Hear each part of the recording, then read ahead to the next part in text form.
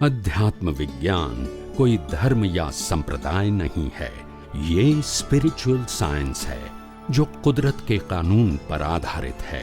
ये विज्ञान पूरे ब्रह्मांड के सभी रहस्यों को उजागर करता है और जीवन के सभी पहलुओं को समझने के लिए एक नई दृष्टि देता है। इसी को आर्ट ऑफ विजन कहते हैं, दुनिया को देखने की एक नई दृष्टि, जो अध्यात्म विज्ञानी परम पूज्य स्वामी श्री कमलेशानंद जी के निर्देशन में सनातन सत्य का अनुसंधान कर हमारे जीवन को प्रकाशित करे। जय सच्चिदानंद। मैंने पहले भी कहा, अध्यात्म विज्ञान वो पाप पुण्य का मार्ग नहीं है, धर्म वो पाप पुण्य का ही मार्ग है। और इसलिए दोनों सब्जेक्ट क्या हो गए, अलग अलग।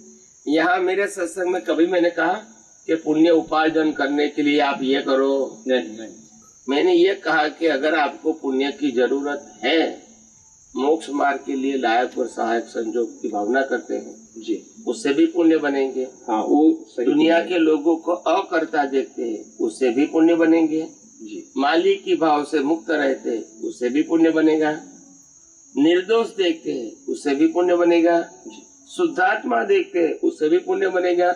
मगर वो पुण्य मोक्ष मार्ग के लिए लायक और सहायक, संसार के लिए लायक और सहायक नहीं होगा। समझ में आया? आया स्वामी जी। तो इसीलिए मोक्ष मार्ग में जो पुण्य की जरूरत है, इसमें मन वचन काया की क्रिया वो शब्द है नहीं, सिर्फ ज्ञान दर्शन का उपयोग वो शब्द है। समझ में आया जी? तो ये रिलेटिव सत्य में धार्मिक सत्य आता है, सामाजिक सत्य आता है, जो रिलेटिव सत्य के ऊपर पाप पुण्य की बात करता है, और भुगतान भी इसी प्रकार होगी जी। यहाँ सनातन सत्य को समझने के लिए, अनुभव करने के लिए पुण्य की जरूरत है। यहाँ रिलेटिव सत्य अनुभव नहीं कर रहा है, तो ज्ञान दर्शन भी ऐसा होगा, आपका भाव भी वैसा होगा, और आपके कर्म भी ऐसा होगा, और कर्म के पीछे जो पुण्य चाहिए वो पुण्य भी इसी प्रकार का होगा।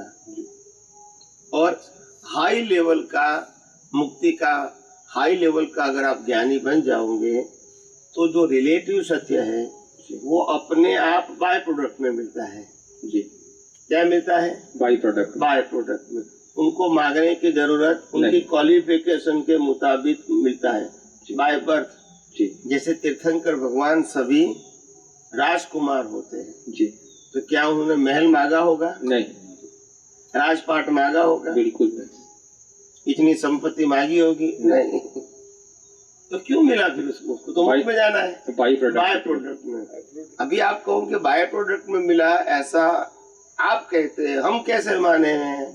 तो उनका प्रूफ तो ये नहीं, मैं इसीलिए उत्तर देता हूँ कि आपको प्रश्न आएगा तो उत्तर देना पड़ेगा जी स्वामी। गोल गोल बातें विज्ञान में नहीं होनी चाहिए, और इसीलिए मैं कंप्लीट कर देता हूँ जो आपने नहीं पूछा है वो भी जी। कि अगर कोई व्यक्ति तीर्थंकर के फॉर्म में जन्म लेती है तो उसको बाय प्रोडक्ट में मिलेगा। अगर कोई व्यक्ति सामान्य रूप से राजा के घर में पैदा होता है तो उसको मेन प्रोडक्ट में मिलेगा। ये दोनों में फिर डिफरेंस क्या है स्वामी जी? उसमें एक में पुण्य खर्च होगा और एक में पुण्य खर्च नहीं होगा, तो भी अच्छा क्वालिटी का मिलेगा तीर्थंकरों के। वो आपने एक एंगल से बताया, करेक्ट है। दूसरा एंगल ये है कि जो व्यक्ति को मेन प्रोडक्ट में रूप में ये भौतिक चीजें मिलेगी, उसको जब छोड़ने का संजोग आएगा तो बहुत तकलीफ होगा, क्योंकि उन्होंने सुख के लिए मांगा था जी। अभी पुण्य खत्म हो गया तो वो चला गया, तो उनको दुख लगेगा कि नहीं? लगेगा। और जो बाय प्रोडक्ट में मिला है वो सब कुछ छोड़ के चला जाएगा, कभी उसको दुख नहीं होगा और याद भी नहीं आएगा, क्योंकि उनके पास तो मांगा ही नहीं था। तो फिर जी मांगा और चला जाएगा तभी दुख होगा ना। हाँ, ये तो मांगा ही नहीं था, कुदरत ने बाय प्रोडक्ट में दिया जी, और संजोग आया तो वो तो अपने मार्ग पे चले गए। तो मैंने छोड़ा ऐसा भी वो नहीं कहेंगे। जिन्होंने प्राप्त किया है वो कहेगा मैंने छोड़ा, भगवान ने कहा मैंने तो मांगा ही नहीं है, कुदरत ने दिया जी। और जैसे जैसे आगे बढ़ता गया, मेरे को जरूरत नहीं है तो मैं चला गया, तो मैंने त्याग किया, ऐसा भी वो नहीं बोलेंगे। उनका मालिकीपन था ही नहीं तो पहले से। तो ये इसके आधार से ये दोनों में डिफरेंस आता है जी। बाय प्रोडक्ट और मेन प्रोडक्ट। तो ये सब बातें हमारे विज्ञान में हमारी दृष्टि में होना चाहिए, क्योंकि दुनिया के लोग जो प्रश्न करेंगे, आप उनके सामने जब बात करेंगे तो हमारा उत्तर सैद्धांतिक होना चाहिए, गोल गोल नहीं होना चाहिए। स्वामी जी, जैसे कि पुण्य के आधार पर जैसे कि हम मांगते हैं कि मोक्ष के लिए लायक और सहायक संयोग मिले, तो फिर रिलेटिव में भी तकलीफ भी तो आ सकता है ना स्वामी जी? बाई प्रोडक्ट अच्छा नहीं भी हो सके, ऐसा भी होता है क्या? बाय प्रोडक्ट, हाँ, जैसे कि मुक्ति के लिए लायक और सहायक संयोग तो मांगते ही हैं, बोलिए। लेकिन उसके साथ में अगर जो बाई प्रोडक्ट अच्छा ही होगा, ऐसा कोई जरूरी तो नहीं है स्वामी जी कि जरूरी है? आपने दोनों मिक्स कर दिया, बाय प्रोडक्ट और कर्म फल, ये दोनों क्या कर दिया? मिक्स आपकी सोच में, और इसीलिए प्रश्न उठा। बाय प्रोडक्ट जो था वो बेसिक था, और जो सफरिंग था ये उन्हीं कर्मों का, तो दोनों को जोड़ने की जरूरत नहीं है। बाय प्रोडक्ट मतलब बेसिक नेसेसिटी है, वो हाई क्वालिटी की मिलेगी। नेसेसिटी तो मिलेगी, मगर कैसी मिलेगी? उनकी रिक्वायरमेंट नहीं है, मगर उनकी क्वालिटी है कर्मों की, इसीलिए बाय प्रोडक्ट में हाई क्वालिटी मिली। उसका मतलब ये नहीं कि कर्मों की भुगतान नहीं मिलेगी उसको। कर्मों की भुगतान तो करनी ही पड़ेगी। हाँ, ठीक है, आप समझे ना जी। तो जो व्यक्तियों के साथ जो प्रकार का हिसाब बना हुआ है जी, वो तो भुगतान करना ही पड़ेगा। वो उनका इंडिविजुअल सफरिंग है। हाँ, वो बाय प्रोडक्ट नहीं है जी जी, वो कर्मों का हिसाब है, फल के रूप में आएगा। तो ये सब बातें हमको हमारे विजन में रखनी चाहिए जी। अभी आपने बताया है कि नॉलेज कैरी फॉरवर्ड नहीं होता है, अनुभव कैरी फॉरवर्ड होता है। तो ऐसे बहुत से एग्जाम्पल हैं जो जन्म से ही नॉलेज लेके आए रहते हैं। इसका फिर सिद्धांत क्या है, कैसे है? जन्म से ही नॉलेज लेके आए रहते हैं। जैसे बहुत से लोग हुए हैं, आज भी हैं, जिनको जन्म से ही गीता का ज्ञान था, अनुभव नहीं था उनको, लेकिन ज्ञान पूरा था। रामायण है, गीता है, भागवत है, बहुत सी चीजों का। तो ये कैसे हुआ फिर? ये आपने कहा ना कि नॉलेज, ये उसका जो व्यक्ति अपने अगले बर्थ के अंदर धर्म के माध्यम से भी जिन्होंने बाय हार्ट कर दिया है, क्या कर दिया है, ऐसा नहीं कि अनुभव है, और उनके लिए वही जीवन था, तो बीज भी क्या पड़ा, और ये बीज का फल आया, क्या आया? तो उनके पास आज भी अगर फट बोल रहे हैं 5 साल का बच्चा, वो भी नॉलेज है, अनुभव नहीं है जी। दुनिया के लोग प्रभावित होंगे जी। क्या बताए? क्योंकि 5 साल का बच्चा जब पूरी गीता बोल जाएगा तो प्रभावित नहीं होंगे, वो तो होंगे, मगर उनके पास अनुभव नहीं है। सिर्फ एक कॉज का इफेक्ट है। उसका मतलब ये नहीं कि वो ज्ञानी है। नहीं, वही मैं पूछ रहा हूँ कि नॉलेज कैरी फॉरवर्ड तो होता नहीं। तो फिर इसका नॉलेज कैसे कैरी फॉरवर्ड हुआ? इसीलिए कहा न कि जो व्यक्ति ने इस प्रकार की पूरी, जैसे नहीं कहते कि हम हर रोज गीता पढ़ते हैं जी, कोई रामायण पढ़ेंगे, कोई आगम पढ़ेंगे, कोई वेदांत पढ़ेंगे, तो उनके लिए जीवन का भाग है, तो वो कॉज बन जाता है। कॉज की क्या आती है? इफेक्ट। वो अनुभव नहीं है जी। अध्यात्म की प्रगति के लिए कुछ भी नहीं है वो जी।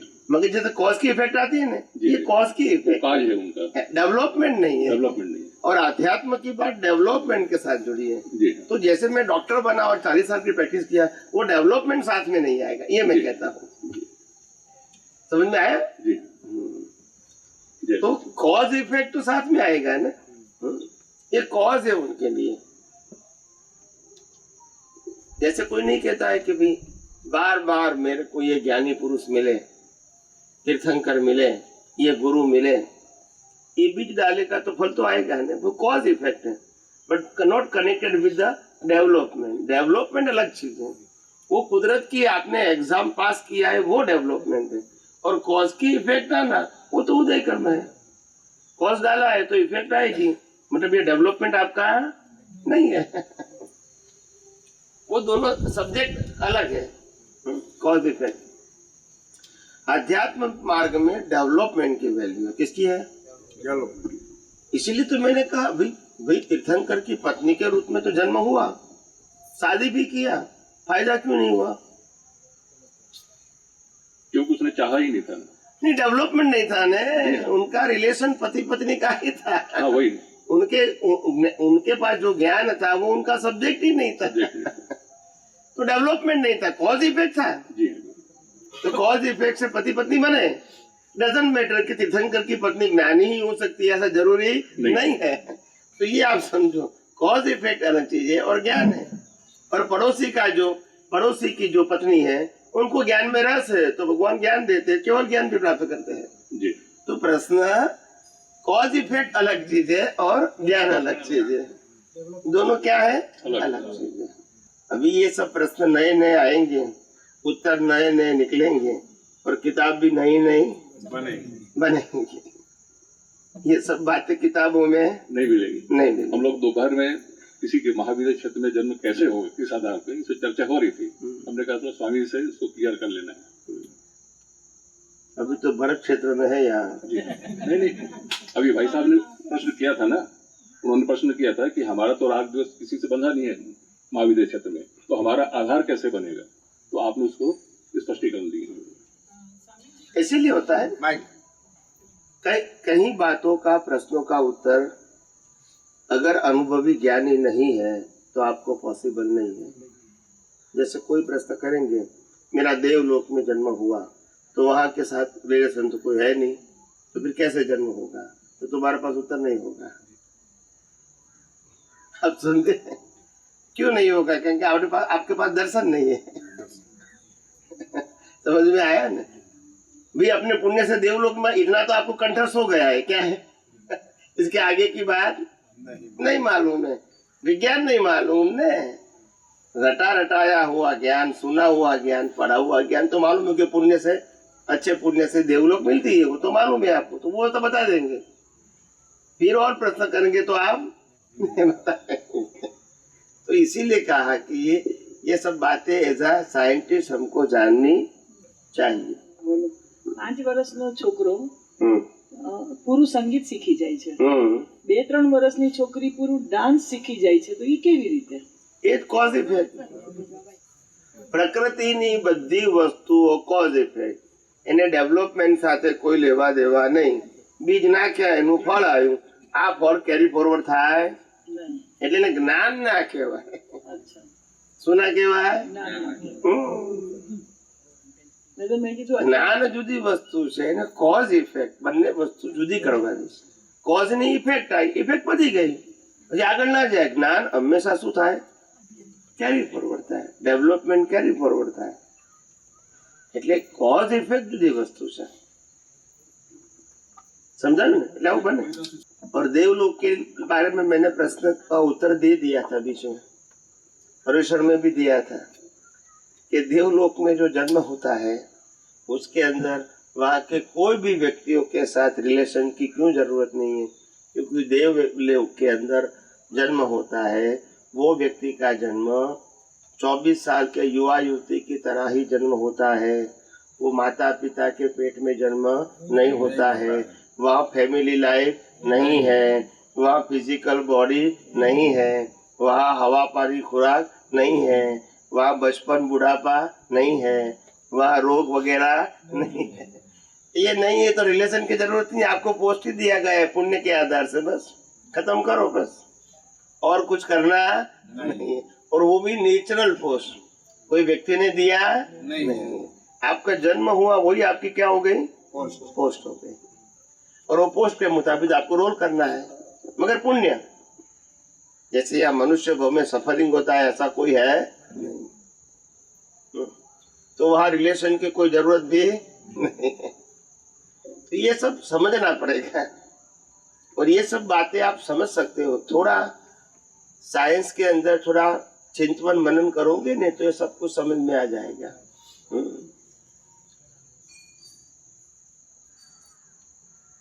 हर बात के, हर चीजों का रहस्य खुला हुआ है ब्रह्मांड में। आपको इंटरेस्ट होगा तो नेचर विल हेल्प यू, क्योंकि आत्मा तो अनंत शक्ति वाला है और कुदरत आपको हेल्प करेगी, तो वो ज्ञान खुला हो जाएगा। आपको इंटरेस्ट होना चाहिए। आप समझे? नेचर तो ऑलवेज कहती है आई विल हेल्प यू। आपको क्या करना है बताओ, मैं तो हेल्प करने के लिए तैयार हूँ। कमजोरी हमारी है, हम क्या जानना चाहते हैं या तो क्या जानना चाहिए वो हमको मालूम। हम संसार के अंदर, परिवार के अंदर, समाज के अंदर लोगों के साथ इतने मिलजुल गए हैं कि रिलेटिव सत्य से ऊपर हमारी सोच ही नहीं होती है। समझ में आया? मैंने ऐसा किया, आपने ऐसा किया, मेरे को ऐसा करना चाहिए, आपको ऐसा नहीं करना चाहिए, ये उससे बाहर ही नहीं निकलते हम। हमारे मास्टर भी हमको यही सिखाते हैं, तो फिर क्या करोगे? समझ में आया है कि नहीं? प्रकृति से बाहर निकलने की कोई बात ही नहीं करता है। अभी क्या करोगे? जो भी व्यक्ति बात करेगा, शुभ या अशुभ या सामाजिक, कनेक्टेड विथ प्रकृति। असामाजिक प्रतिक्रमण क्या है? आत्मा से क्या जुड़ा है? फिर क्या होगा? विज्ञान कहाँ आएगा? फिर यही रिलेटिव सत्य, पाप और आप ऊपर जाते ही नहीं, फिर और जाने का स्कोप भी नहीं, तो क्या क्या करोगे? उससे ऊपर ही आप जाओगे तो विज्ञान है, मगर हम रिलेटिव सत्य से बाहर निकलेंगे तब न। समझ में आया? रिलेटिव सत्य से ही बाहर नहीं निकलते हैं।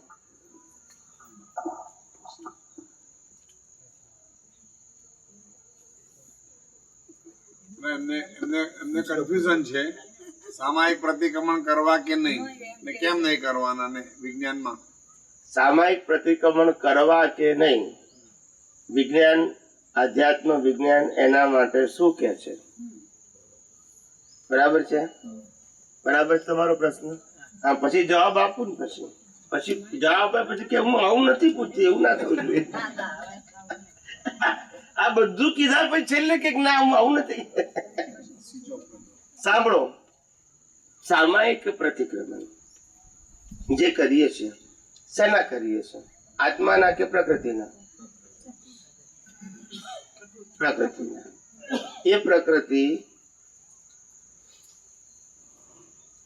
અત્યારે જે કઈ કરી રહી છે એ આપણા કંટ્રોલથી કરી રહી છે કે કુદરતી રચના છે? તો કુદરતી રચનાથી બની રહેલી, ચાલી રહેલી પ્રકૃતિ, એને કુદરત ચલાઈ જ રહી છે, એને મારે પાછી જોવાની, પછી એમાંથી ભૂલ પાછી મારે જોવાની। ના સમજાયું? પેલું તો પ્રકૃતિ જોવાની। શું જોવાની? પ્રકૃતિ જોવાનું પછી પ્રકૃતિમાં રહેલી ભૂલ જોવાનું આ બીજો ઓપ્શન। પેલા પ્રકૃતિ એટલે સામાયિક, પછી એમાં શું જોવાનું પાછું?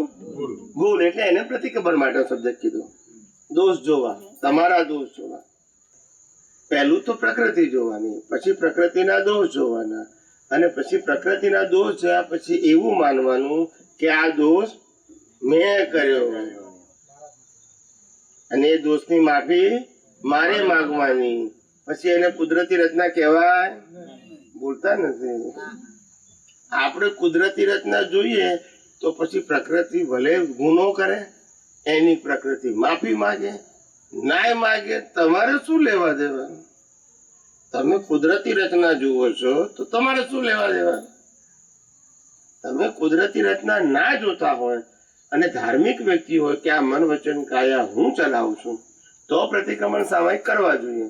કારણ કે ધાર્મિક સત્ય અને સામાજિક સત્ય એ રિલેટિવ સત્ય હોવાથી એ પ્રકૃતિ ઉપર રચાયેલું છે। એમાં પાપ પુણ્ય પણ આવે, પ્રકૃતિને સુધારવાની વાત આવે, પ્રકૃતિને બદલવાની વાત આવે, પ્રકૃતિને સારી કરવાની વાત આવે, પણ આખો એંગલ શું હોય? પ્રકૃતિ। પરમાત્મા વચ્ચે આવે? બોલતા નથી। સમજાયું ને? આપણે શેની વાત કરવી છે? સનાતન સત્ય। એમાં પ્રકૃતિ ના આવે।